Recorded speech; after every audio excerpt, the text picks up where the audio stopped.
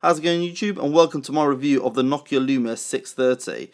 This isn't so much a review as more of an unboxing and quick overview, but let's jump straight in there.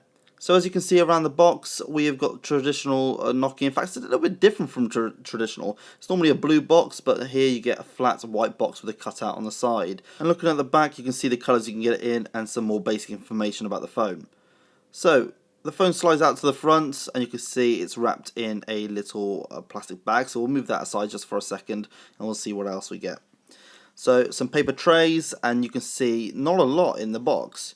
You get the battery, which is a 1830 milliamp hour battery, as you can see if we flip the battery around, right on top. Also in the box, you get this traditional Nokia travel charger, which is like one of those flip-up ones, so you can have a bit more squashed down, and obviously micro USB on the other side. The very last thing you get in the box is the quick start guide, which is nothing too interesting. It just tells you about how to pop the back cover off, but that's it.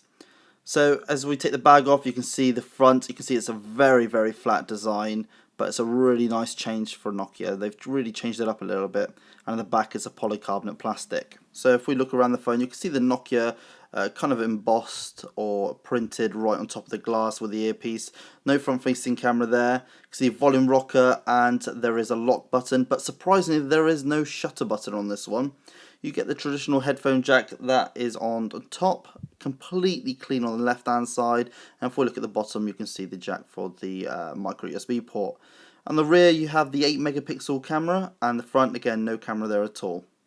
So let's get this back off. Put your thumb on the middle and get your nails at the top edge, and it kind of just pries open.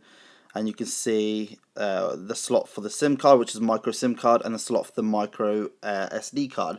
Now it does actually take the larger capacity micro SD cards, which is 128 gigabytes, but it does have 8 gigabytes of internal memory anyway. So battery is replaceable, which is a big bonus. And to put the back cover back on, you kind of just push around the edges. Now, I'm actually going to cut quite a lot of scenes because this actually does take a long time for it to install all of its apps and get itself powered on. So while it's doing that, I'm actually going to run down through some of the specification. It's actually got a 4.5 inch display. It's 480 by 854, so not the highest PPI, but definitely not the lowest. It's actually got a PPI of 218, which is the pixels per inch. In terms of the quality of glass they use, it's actually really decent. They use Gorilla Glass 3, and they use Nokia's clear black display, and it is an IPS LCD as well, so great viewing angles. So whilst you see me playing around with the phone, I'm actually going to tell you something a little bit new about this phone. It's actually running on the Windows 8.1, which technically isn't actually out until summer, but this phone does come with it shipped straight out of the box. Also, in terms of processor, it's actually running a quad-core 1.2 GHz Cortex A7, which is the Snapdragon 400 chip. Now, if you know anything about Windows, you'll know that Windows Phone does not actually need a lot of power to get it running. All the previous dual-core processor phones that came before this one ran absolutely buttery smooth. So the quad-core processor on this one, it just lets you know that the phone is completely future-proof for all future updates in gaming. And speaking of gaming, this is running the Adreno 305 GPU, so definitely not the latest, but it should be able to cope with any games that are out right now. The only downside of this phone in terms of spec-wise, it's only running 512 megabytes of RAM, but like I said, Windows Phone doesn't actually need a lot of high specs to get it running smooth. So other than the drop-down notifications, which I've already showed you in this video earlier on, I'm going to show you another cool thing that they've introduced in 8.1, and that is wallpapers. So basically what you have to do is you have to basically choose a photo of any kind of photo you like, and it changes some of the live tiles. Now, not all live tiles have actually enabled this, or not all applications, shall I say, have enabled this, but they are releasing updates constantly to do this. So at the moment you can see I've set that motorbike headlight as the wallpaper, and you can see it moves along with the live tiles. I personally think that this would actually look a bit too cluttered, so for me I actually like a very clean wallpaper, so something either blue, black, just a very neutral colour, and then it doesn't get too cluttered. You can actually see the live tile information. Dimension wise, the phone is actually very average sized, and if we compare it to the massive Lumia 1520, it actually gets completely dwarfed by it. But don't think that the phone is actually that small. Obviously it has got a 4.5 inch display, so it's more than big enough. In fact, it's half an inch bigger than the iPhone 5S's display, so it's definitely a good size handset.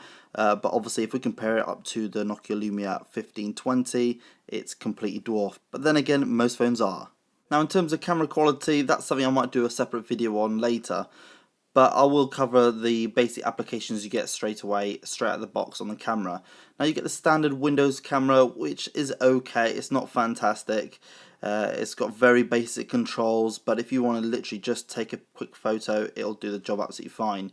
But again, really missing that shutter button from the Nokia range. Really surprised that they've taken it off. That's something I really liked about Nokia phones. I'm sure they had their reasons.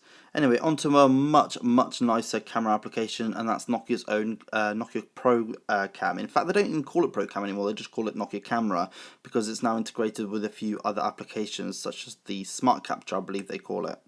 But as you can see with Nokia Pro Cam, if you're familiar with this, you'll know that you got full manual control from this application, which is absolutely great. You can change the white balance, the focusing, the shutter speed, the ISO, all in one application. The interface is really nice to use. If we review this photo I've literally just taken, you can see that there actually is surprisingly a lot of detail there.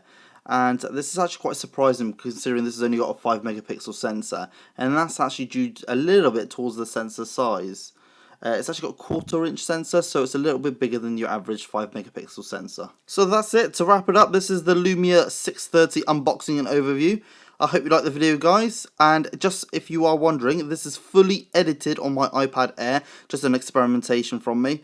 And subscribe if you already haven't. I'll see you guys in the next one. See ya!